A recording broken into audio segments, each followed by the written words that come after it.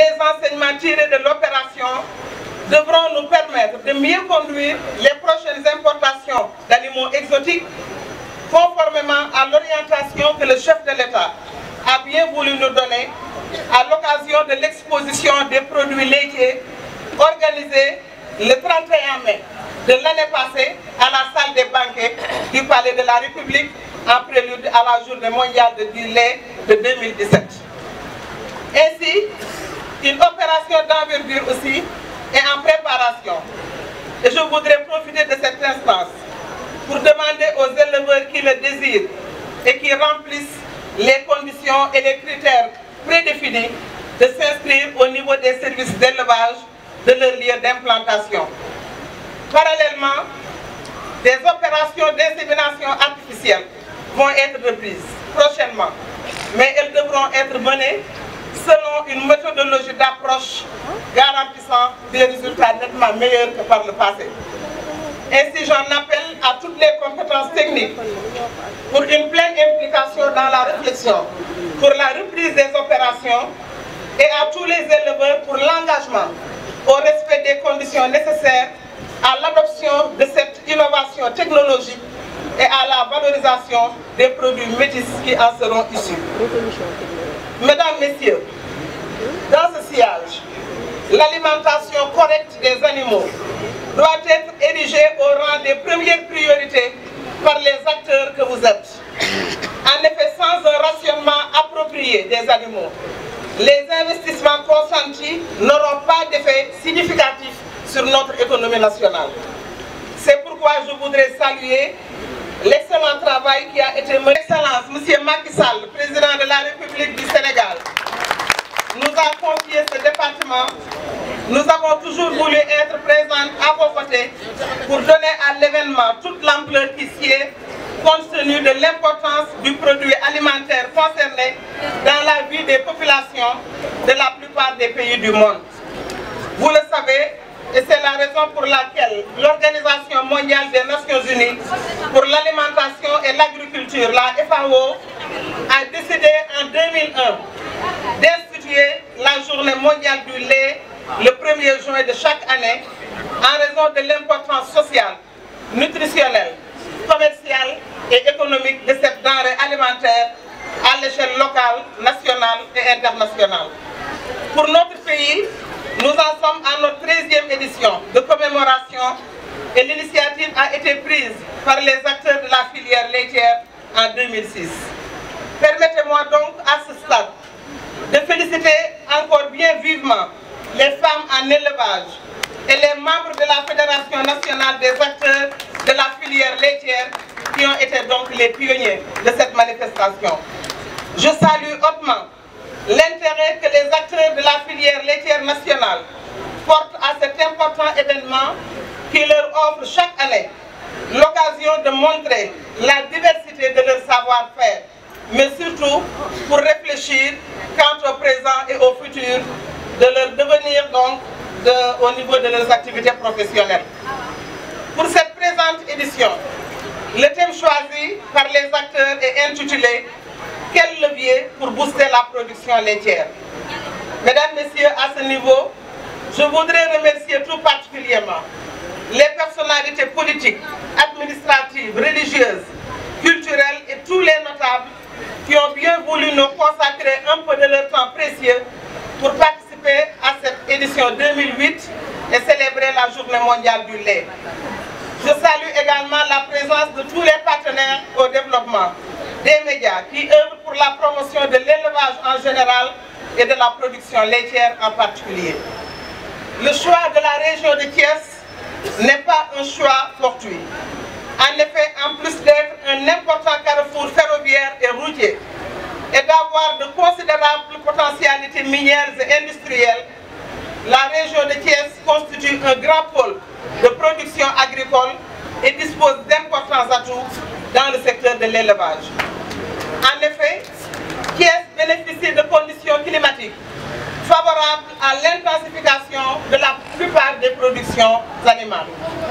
Abrite des forêts classées, présentant un potentiel fourrager appréciable pour les troupeaux du système extensif, de grands marchés à bétail je pense à Toubatoul, à Pire, à Pekes, je pense à Sandiara, à Sewkhaï, à Khombol, et se situe à proximité de plusieurs grands centres urbains qui ont d'importants produits donc, pour l'écoulement.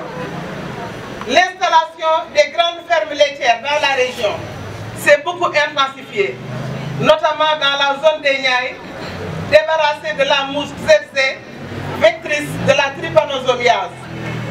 Grâce à l'appui financier de l'Agence internationale de l'énergie atomique, à l'accompagnement scientifique du Centre de coopération internationale en recherche agronomique pour le développement, le CIRAD, à la collaboration entre l'Institut de recherche agricole, l'ISRA et le Centre de suivi écologique, de même que la direction des services vétérinaires de mon département. C'est le lieu encore de remercier l'AIEA, l'Agence internationale de l'énergie atomique, pour le financement de cet important projet qui a connu un succès éclatant grâce à la bonne collaboration des services de l'État que je viens de citer et qui a valu à notre pays d'être honoré à l'occasion de l'Expo Milan tenue en 2015 en Italie. En effet, sur 789 candidats au prix du concours international de bonnes pratiques de développement durable pour la sécurité alimentaire, il y a eu 18 lauréats, parmi lesquels le Sénégal. Et j'ai eu le grand honneur de recevoir à deux mains propres, donc à Milan, cette distinction qui a été décernée à notre pays. Je me réjouis donc, mesdames, messieurs, fortement du choix du thème de cette année.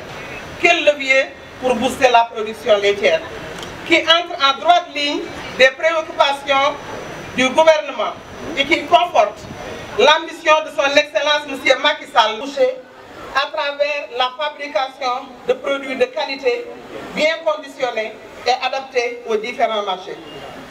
Nous devons également continuer d'appuyer la professionnalisation des acteurs à tous les maillons de la chaîne pour une amélioration de la qualité et des quantités de produits locaux au niveau national. Valoriser la forte production en saison des pluies à travers la fabrication de divers produits à longue durée de conservation comme le fromage, le lait concentré et le lait stérilisé. La consommation également de produits à base de lait à travers la publicité, les cantines scolaires. Nous en avons longuement discuté récemment avec le programme alimentaire mondial, l'organisation également de dégustation.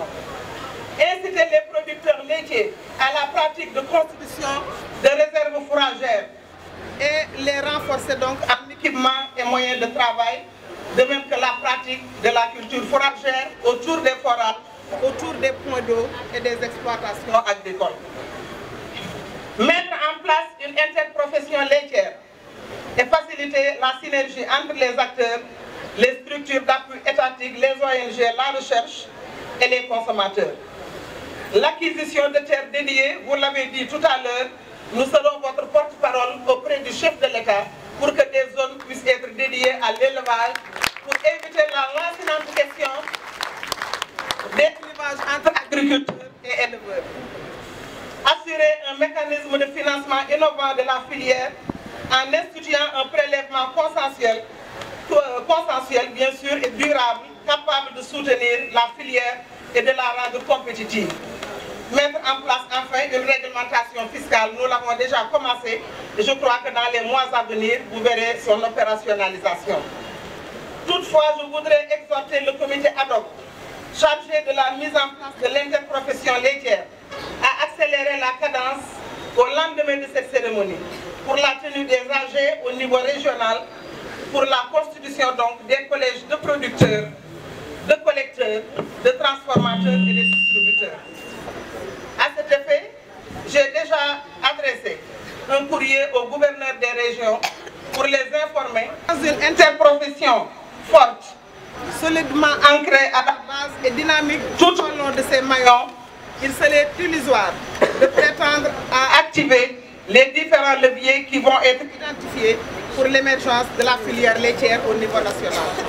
C'est donc sur cette note d'appel à l'organisation, à l'engagement, à la solidarité et au travail que je voudrais clore mon propos en remerciant tous les partenaires au développement, en remerciant les donateurs ainsi que les experts panélistes qui ont volontairement contribué à la bonne tenue de l'édition 2018 de la célébration de la Journée mondiale du lait et en félicitant le comité d'organisation au niveau national, le comité scientifique, la commission des finances, la commission locale présidée par monsieur le gouverneur de la région qui nous a accueillis et qui a de façon particulièrement belle organisé cette manifestation d'aujourd'hui.